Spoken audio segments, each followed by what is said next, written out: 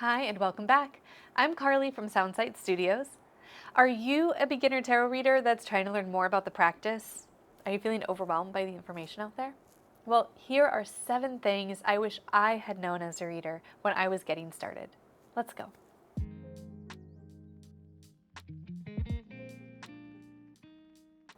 Tip number 1. Bigger spreads aren't always better.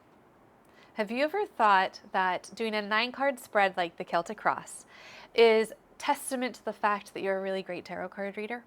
The truth is, smaller spreads of 5 or less cards can be far more beneficial. When we do a really big spread, we can be oversaturated with information that leads to more confusion than clarity. Some of the best spreads I've ever done are 3 or 4 cards. It allows us to get a little more specific with the nuances in the cards when we compare them to the relationships with the other cards in the spread. It also helps us go deeper with each card individually, and we get more clarity because there's less information that could be contradicting itself. If you haven't tried it, I highly recommend it. Dive into those smaller spreads and enjoy yourself. Tip number 2. Owning many decks doesn't make you a better reader. I know there are so many cool tarot decks out there, and new, beautiful decks are being published every day. My own collection is about 70 cards. Many were gifted to me. I did not go out and buy all of them.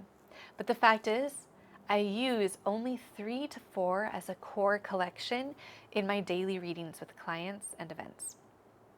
Collecting decks and reading tarot are 2 different practices.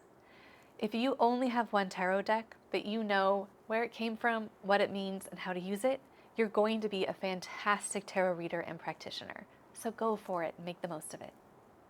Tip number 3. The best readings will happen when we are calm. In my early years, when I was still learning the cards for myself, I sometimes came to a reading in peak emotional mode. The reading I'd perform would give me some short-term solace, but it didn't offer long-term help or long-term solutions.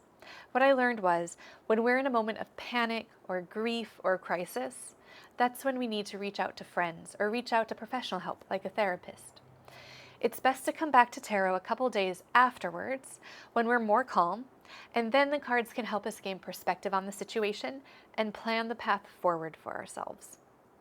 I think that is truly the best approach, because knowing when to read cards is as important as knowing when not to read your cards. Tip number 4. You don't have to learn everything about tarot all at once. When I started to explore tarot, I was overwhelmed at how much there was to know.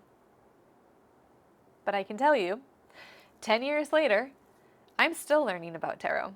I'm learning about the history and picking apart the myth from the facts.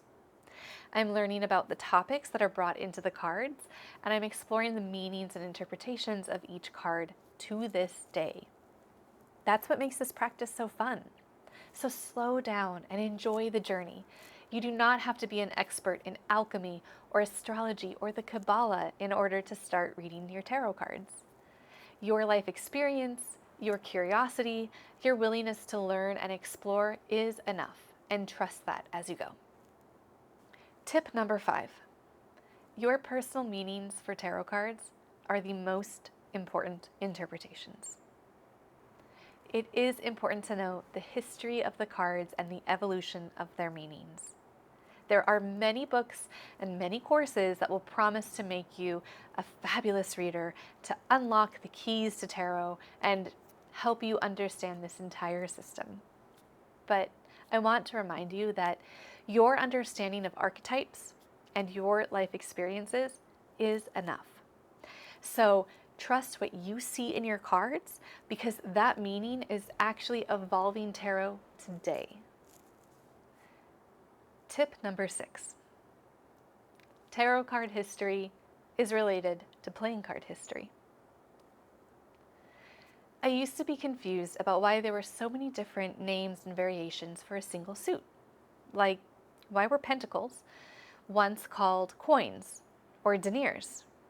Well, once I did more research into the history of tarot, I learned that the coins were used prior to the 1900s in older English decks. The word deniers was used prior to that in French decks. Denier means penny, and that was common in the medieval era, which was also when tarot decks were being created. So once I did that research, these things made a lot more sense.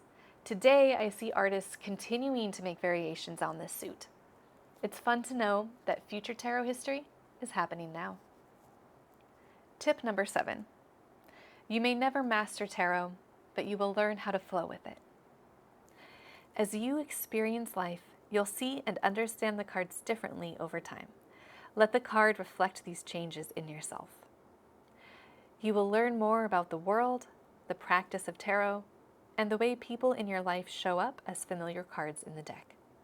Staying open to new meanings makes the practice more fun. You never know what new idea will pop out of a reading or what enlightening breakthrough awaits you behind the next card. So there are 7 tips that I wish I had known when I was a beginner reader. I hope it was helpful to you. I'm always here as a resource if you have questions. You can book a class with me or a private lesson. Please like and subscribe to this channel and follow me on my social media so you can stay in touch. I'll see you next time. Happy reading!